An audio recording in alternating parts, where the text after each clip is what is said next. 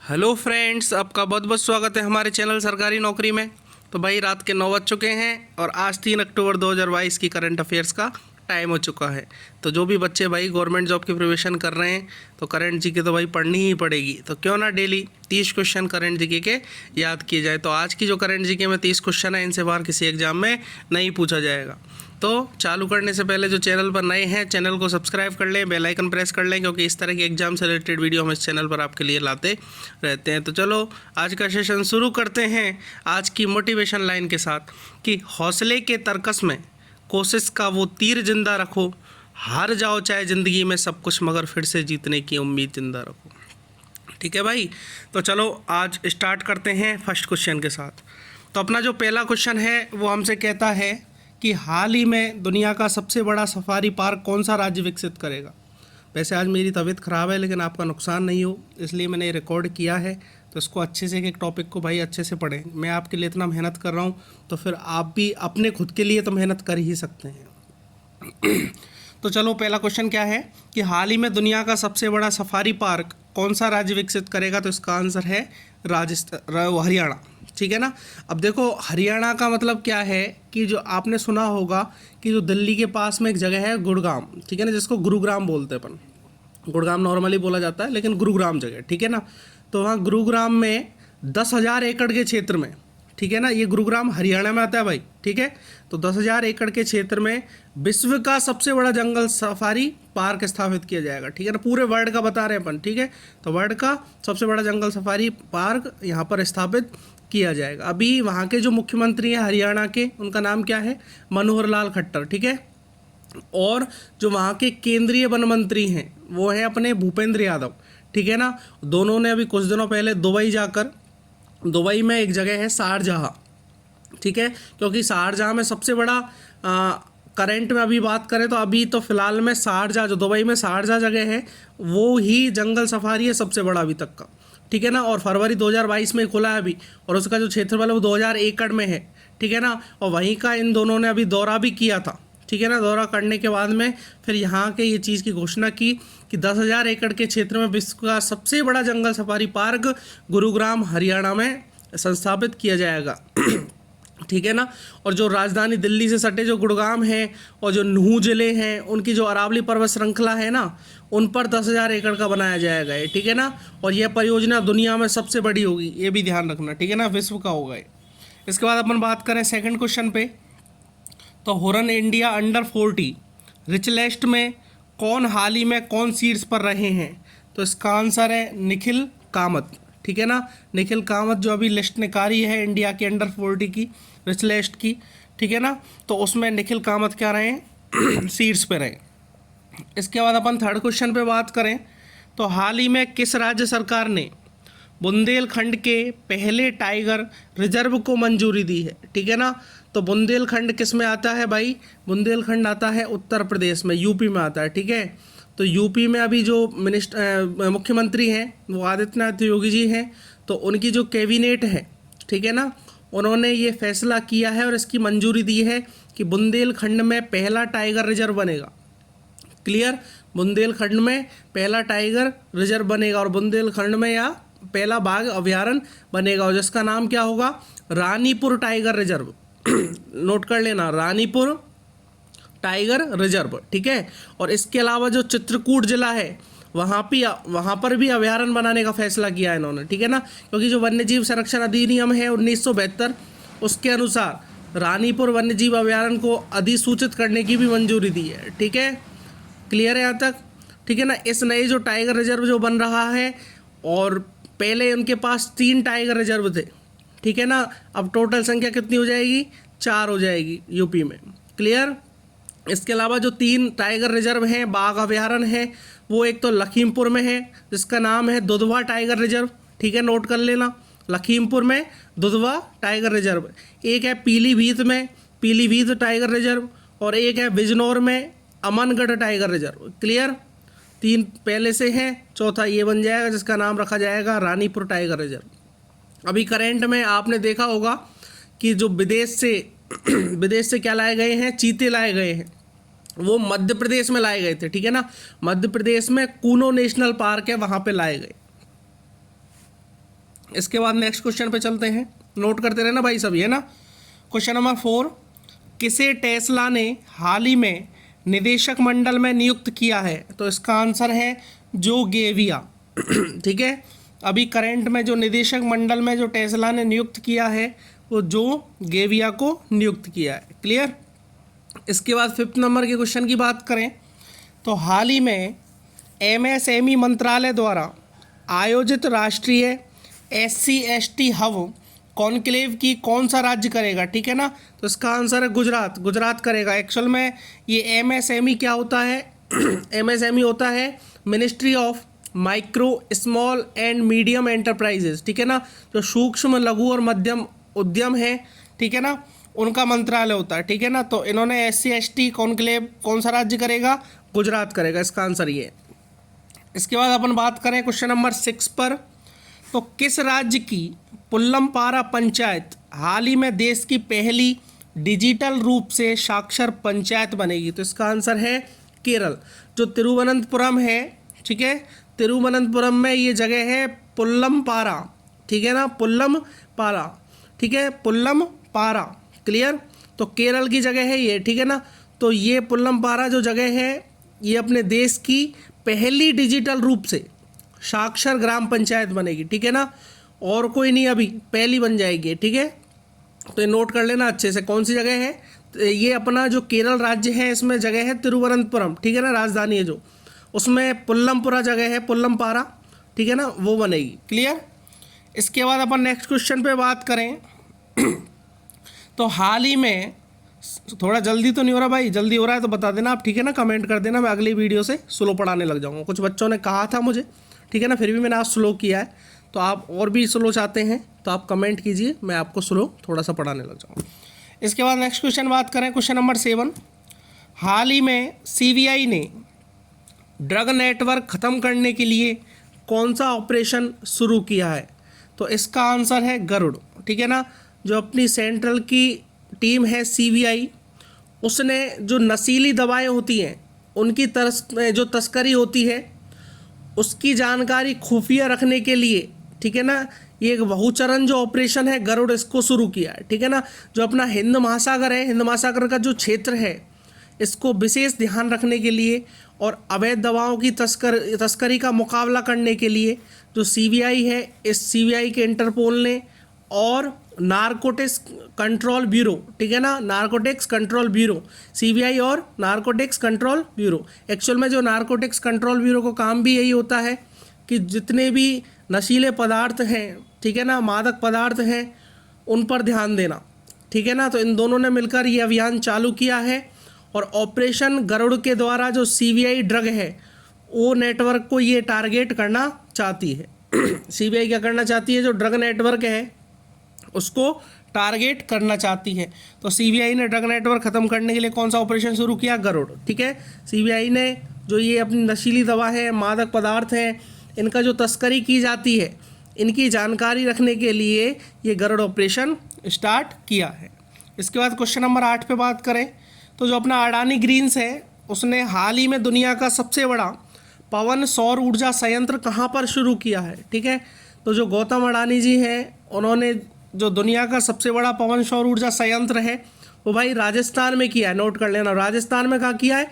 जैसलमेर में। ठीक है, गौतम अडानी ने जो green energy, Adani green energy के नाम से जिनकी कंपनी है, तो उन्होंने जैसलमेर में राजस्थान का दुनिया का सबसे बड़ा, ठीक है, पवन और सौर संयंत्र स्टार्ट किया है। दोनों अलग अलग चीज़ है। ठीक है ना, तो अपन बात करें दोनों एक ही जगह स्थापित किए इन्होंने। ठीक है, एक ही स्थान पर स्थापित किए। तो दुनिया का सबसे बड़ा कैसे है कि यहाँ पर 750 मेगावाट पवन सौर हाइब्रिड पावर प्लांट चालू किया जाएगा और इसके अलावा जो सौर ऊर्जा संयंत्र है उसकी स्थापित जो क्षमता रखी है इन्होंने 600 मेगावाट की रखी है और जो पवन ऊर्जा संयंत्र है उनको स्थापित क्षमता 150 मेगावाट की रखी है। तो पूरे वर्ल्ड का तो जैसलमेर में, राजस्थान में जगह है, जैसलमेर जिला है, ठीक है ना, वहाँ पर दुनिया का सबसे बड़ा पवन सौर ऊर्जा संयंत्र स्थापित किया जाएगा। ठीक है, इसके बाद क्वेश्चन नंबर 9 की बात करें तो हाल ही में जारी ग्लोबल इनोवेशन इंडेक्स 2022, क्लियर, इस पर कौन शीर्ष पर रहा है?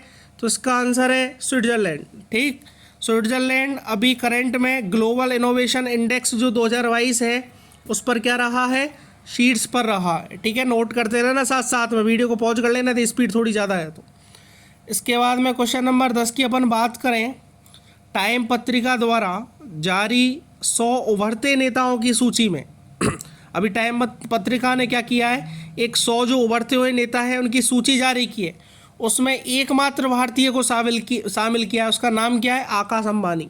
ठीक है ना, जो अपने मुकेश अंबानी भाई हैं उनके लड़के हैं ये आकाश अंबानी, और इनको उभरते नेताओं की सूची में, और जिसमें एकमात्र भारतीय हैं जो ये इनको शामिल किया है। तो ये करंट के 10 क्वेश्चन हुए। इसके बाद आगे चलते हैं नेक्स्ट 10 क्वेश्चनों पे। ठीक है, तो इसके बाद बात करें, क्वेश्चन नंबर फर्स्ट दोबारा स्टार्ट होगा। ठीक है, हाल ही में किस राज्य में राष्ट्रीय समुद्री विरासत परिसर बनाया जाएगा? ठीक है, तो इसका आंसर है गुजरात। ठीक है, जो राष्ट्रीय समुद्री विरासत परिसर बनेगा वो गुजरात में बनेगा, क्योंकि गुजरात के पास ही तो समुद्र है अभी मेनली रूप से। ठीक है, और भी जगह है, लेकिन जब अभी कभी तुक्का देना पड़े, कोई ऐसे क्वेश्चन आ जाए या ऐसा ऑप्शन आ जाए आपको याद नहीं आ रहा हो, तो ये चीज़ दिमाग में बैठा लिया करो। ठीक है, जैसे राष्ट्रीय समुद्री विरासत परिसर कहाँ बनेगा, तो ऑप्शन से पता चल जाएगा कौन कौन से तटीय क्षेत्र। अभी चारों दे दिए तो फिर आपको और चीज़ सोचनी पड़ेगी। ठीक है, लेकिन आंसर इसका क्या है, गुजरात। जैसे अपन बात करें कि गुजरात के जो एक जगह है लोथल, नाम नोट कर लेना भाई, गुजरात में कौन सी जगह है, लोथल है। इस लोथल में जो ऐतिहासिक सिंधु घाटी सभ्यता है उसका जो परिवहन पोत है और जो जलमार्ग मंत्रालय है अपना, ठीक है, उन्होंने मिलके जो राष्ट्रीय समुद्री विरासत परिसर जिसको बोलते हैं NMHC, ठीक है ना, इसका निर्माण कर रहा है अभी।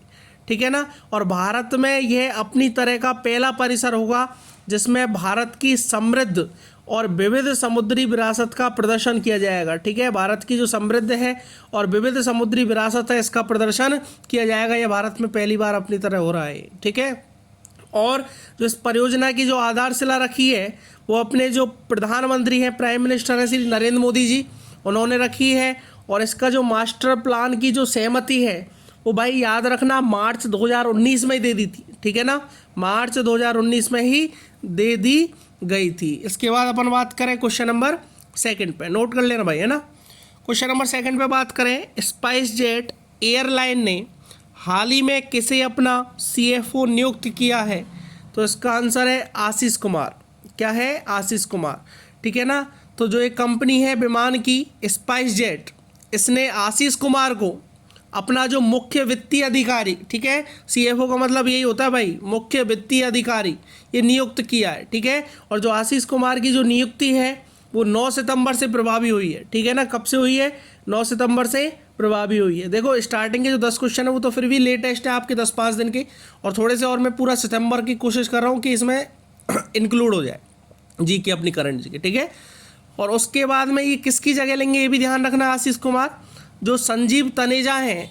ठीक है ना, संजीव तनेजा जिन्होंने 31 अगस्त को कंपनी छोड़ दी थी, ठीक है, उनकी जगह ली है, और आशीष कुमार ने उनकी इस जगह ली है और मुख्य वित्तीय अधिकारी बने हैं जिनको बोला जाता है CFO। क्लियर। इसके बाद क्वेश्चन नंबर 3 की बात करें, हाल ही में किसने स्वच्छ अमृत महोत्सव के शुभारंभ की घोषणा की है? ठीक है, तो स्वच्छ अमृत महोत्सव के शुभारंभ की जो घोषणा की है वो हरदीप सिंह पुरी ने की है। ठीक है, हरदीप सिंह पुरी एक भारतीय राजनेता और पूर्व भारतीय राजनयिक है। ठीक है ना, और वर्तमान में अपन बात करें तो भारत सरकार में पेट्रोलियम और प्राकृतिक गैस मंत्री है। ध्यान रखना, वर्तमान सरकार में पेट्रोलियम और प्राकृतिक गैस मंत्री हैं, और आवास और शहरी मामलों के मंत्री भी है। ध्यान रखना, आवास और शहरी मामलों के भी मंत्री हैं। ठीक है, हरदीप सिंह पुरी, इन्होंने स्वच्छ अमृत महोत्सव का शुभारंभ की घोषणा की है। इसके बाद बात करें क्वेश्चन नंबर 4 की, तो मेटी ने हाल ही में कहाँ 500 करोड़ रुपए के इलेक्ट्रॉनिक्स विनिर्माण क्लस्टर को मंजूरी दी है? तो इसका आंसर है पुणे। ठीक है, तो पुणे में अभी 500 करोड़ रुपए के जो इलेक्ट्रॉनिक्स विनिर्माण क्लस्टर है उसको मंजूरी दी है मेटी ने। क्लियर। इसके बाद बात करें, जहाँ इंपॉर्टेंट होता है मैं आगे अपने आप बोल देता हूँ, ठीक है भाई, और जहाँ ये इतना ही सफिशिएंट है तो आप इतना ही नोट कर लीजिए। ठीक है, तो अपन बात करें क्वेश्चन नंबर 5 पे, तो हाल ही में किस राज्य सरकार ने प्राथमिक और माध्यमिक शिक्षा विभागों का विलय किया है? ठीक है, जो प्राथमिक शिक्षा विभाग है और जो माध्यमिक शिक्षा विभाग है, इन दोनों का जो विलय किया है वो कौन सी राज्य सरकार है? तो असम की राज्य सरकार है, ठीक है ना। असम के जो मुख्यमंत्री हैं हेमंत बिस्वा, ठीक है, मैंने आपको पहले भी बताया, फिर नोट कर सकते हो आप। हेमंत बिस्वा, उनकी जो उनकी मंत्रिमंडल है, उन्होंने अभी ये मंजूरी दी है। क्लियर है भाई। अब आगे चलते हैं क्वेश्चन नंबर 6 पर। तो जो भारतीय सेना है उसने हाल ही में कहाँ पर संयुक्त अभ्यास, कौन सा, गगन स्ट्राइक शुरू किया है, ठीक है ना। जो गगन स्ट्राइक संयुक्त अभ्यास शुरू किया है वो भाई किया है इन्होंने पंजाब में, ठीक है, ये नोट कर लेना। पंजाब में अपनी जो भारतीय सेना है उन्होंने जो संयुक्त अभ्यास स्टार्ट किया है गगन स्ट्राइक, तो उसकी शुरुआत इन्होंने कर दी है और ये अभ्यास अभी भी चल रहा है। इसके बाद बात करें क्वेश्चन नंबर 7 की।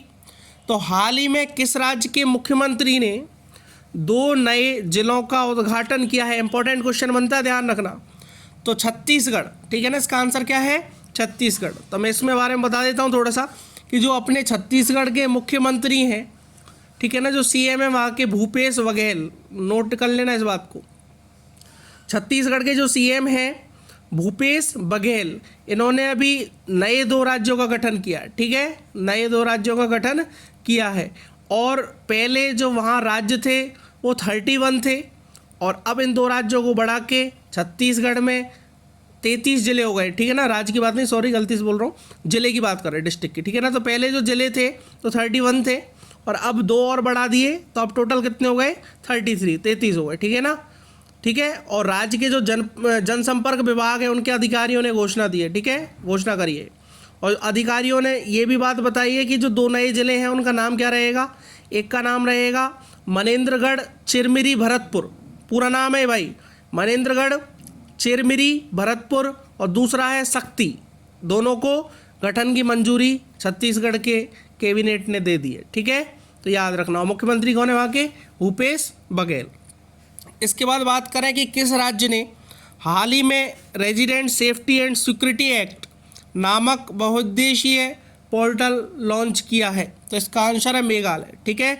जो मेघालय है उसने अभी करंट में resident safety and security act नामक बहुउद्देशीय पोर्टल लॉन्च किया है, ठीक है ना, मेघालय ने, मेघालय जो राज्य। इसके बाद क्वेश्चन नंबर 9 की बात करें तो हाल ही में स्पाइसजेट एयरलाइन ने किसे अपना सीएफओ नियुक्त किया? 2 बार आ गया भाई, रिपीट क्वेश्चन हो गया है ना। अभी आशीष कुमार आंसर बताया था ना मैंने, वही आंसर है इसका, ठीक है। अब नेक्स्ट पे चलते, क्वेश्चन नंबर 10 पे, कौन सी राज्य सरकार किसानों को एक विशिष्ट फार्म आईडी प्रदान करेगी? ठीक है ना, तो उत्तर प्रदेश की सरकार ने घोषणा किया है, वहाँ के मुख्यमंत्री हैं योगी आदित्यनाथ, ठीक है, उन्होंने घोषणा की है कि जो किसान हैं उनको एक विशिष्ट प्रकार से जो फॉर्म आईडी प्रदान करी जाएगी, ठीक है ना, फार्म की जो आईडी होगी वो प्रदान की जाएगी, उत्तर प्रदेश सरकार इसका आंसर, ठीक है ना। इसके बाद बात करें नेक्स्ट 10 क्वेश्चनों पे, जिसमें फर्स्ट क्वेश्चन स्टार्ट होता है कि हाल ही में HDFC बैंक ने किस राज्य में बैंक ऑन व्हील्स का अनावरण किया है? तो बैंक ऑन व्हील्स का जो अनावरण किया है HDFC बैंक ने वो गुजरात राज्य में किया है, ठीक है ना, गुजरात राज्य में किया है। इसमें और कोई ज़्यादा इंपॉर्टेंट चीज़ नहीं है, जितनी इंपॉर्टेंट होती है उतना नोट कर लिया करो, क्योंकि सारी चीज़ें कहाँ तक अपन याद करेंगे, ठीक है। तो करेंट में जो कुछ इंपॉर्टेंट होता है मैं बोल देता हूँ साथ साथ में, ठीक है, वो भी नोट कर लिया करो कि उससे रिलेटेड कोई क्वेश्चन बन जाए अभी, तो इसलिए मैं बोल देता हूँ पहले, ठीक है ना। इसके बाद सेकंड क्वेश्चन बात करें अपन इसमें, किस राज्य के मुख्यमंत्री ने हाल ही में अभी करंट में, ठीक है, फाल्गु नदी पर भारत के सबसे लंबे रबर बांध का उद्घाटन किया है, ठीक है ना, सबसे लंबे रबर बांध का उद्घाटन किया है। तो जो बिहार के मुख्यमंत्री, इसका आंसर बिहार है, ठीक है। तो जो बिहार के मुख्यमंत्री कौन है भाई? नीतीश कुमार, ठीक है। तो बिहार के जो मुख्यमंत्री है नीतीश कुमार, तो उन्होंने बिहार में एक विष्णुपद मंदिर है, ठीक है, विष्णुपद मंदिर, उनके पास में जो फाल्गु नदी है, ठीक है, तो उस फाल्गु नदी पे देश का सबसे बड़ा रबर बांध और एक स्टील पुल का उद्घाटन किया। दोनों बात याद रखना, इसमें लिख नहीं रहा लेकिन आप याद रखना, देश का सबसे बड़ा रबर बांध और एक स्टील पुल का उद्घाटन किया है। और जो नीतीश कुमार सीएम है, उन्होंने अभी जो 22 सितंबर गई है 2020, ठीक है ना, 22 सितंबर 2020 को इसका शिलान्यास किया था, ठीक है, शिलान्यास जो किया था भाई वो 22 सितंबर 2020 को किया था और अभी इसका उद्घाटन किया। क्लियर है। इसके बाद चलें क्वेश्चन नंबर 3 पे। तो हाल ही में 5वीं भारत अमेरिका समुद्री सुरक्षा वार्ता का आयोजन कहाँ किया गया है? तो इसका आंसर है नई दिल्ली में। ठीक है ना। तो नई दिल्ली में जो 5वीं भारत अमेरिका समुद्री सुरक्षा की वार्ता हुई है उसका आयोजन किया गया है, जो अपनी देश की राजधानी है नई दिल्ली। ठीक। क्वेश्चन नंबर 4 की बात करें तो किस देश ने हाल ही में पाकिस्तान के लिए $450 मिलियन के पैकेज की घोषणा की है?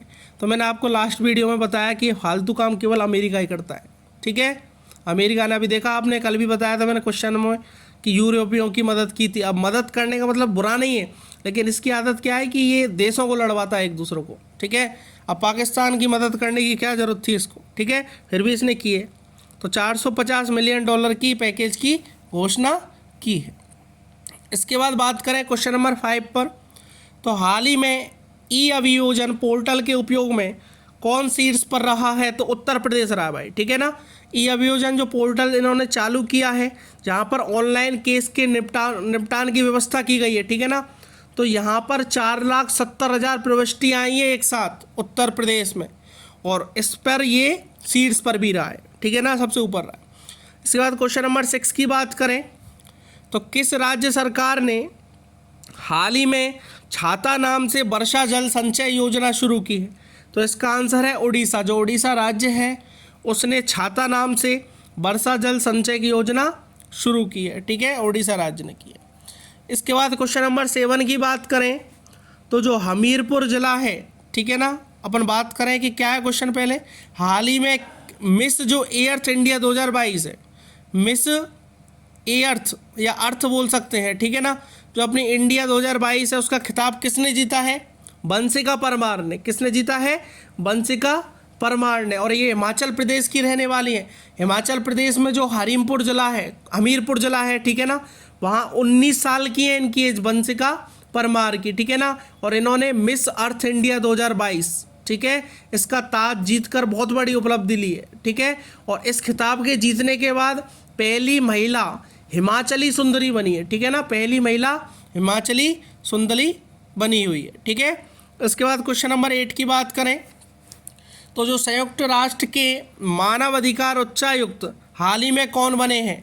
तो संयुक्त राष्ट्र जो है अपना, ठीक है, उसके जो मानव अधिकार उच्चायुक्त बने हैं वोल्कर तुर्क बने। ठीक है भाई, वोल्कर तुर्क, नोट कर लेना इस बात को, वोल्कर तुर्क बने। इसके बाद क्वेश्चन नंबर 9 की बात करें कि हाल ही में इंपॉर्टेंट क्वेश्चन है, ध्यान रखना है, ऐसे क्वेश्चन ज़्यादा पूछे जाते हैं एसएससी में उनमें। ठीक है। हाल ही में कितने मीटर की थ्रो के साथ डायमंड लीग फाइनल का खिताब जीतने वाले पहले भारतीय कौन बने हैं? तो इसका आंसर है नीरज चोपड़ा। इन्होंने 88.44 मीटर की जो लीग, डायमंड जो लीग होती है वो फेंकी, थ्रो फेंका है इन्होंने। ठीक है ना। तो ये खिताब जीतने वाले पहले भारतीय कौन है? नीरज चोपड़ा बने। ठीक है। और आज की वीडियो का लास्ट क्वेश्चन कि किसने हाल ही में टीबी मुक्त अभियान शुरू किया है? तो अपने जो देश की नई राष्ट्रपति बनी है जिनका नाम है द्रौपदी मुर्मू। ठीक है। तो द्रौपदी मुर्मू जी ने अभी टीबी मुक्त अभियान शुरू किया है करंट में। ठीक है ना, कौन सा अभियान? टीबी मुक्त अभियान शुरू किया है अपने राष्ट्रपति द्रौपदी मुर्मू जी ने। ठीक है भाई, तो ये आज के 30 क्वेश्चन कंप्लीट हुए और मुझे उम्मीद है आपने अच्छे से नोट किए होंगे, अच्छे से समझे होंगे। फिर भी कोई डाउट रह गया हो तो आप कमेंट कर लीजिएगा, कमेंट में सॉल्यूशन प्रोवाइड कराने की कोशिश करूंगा, या फिर नेक्स्ट वीडियो में भी सॉल्यूशन आपको मिल सकता है। ठीक है ना। और भाई लाइक ज़रूर करना और चैनल को सब्सक्राइब भी कर लेना, जिससे हमें मोटिवेशन मिलता रहे और इस तरह से मैं आपको वीडियो कंटिन्यू प्रोवाइड कराता रहूँ। ठीक है भाई, तो थैंक यू वेरी मच।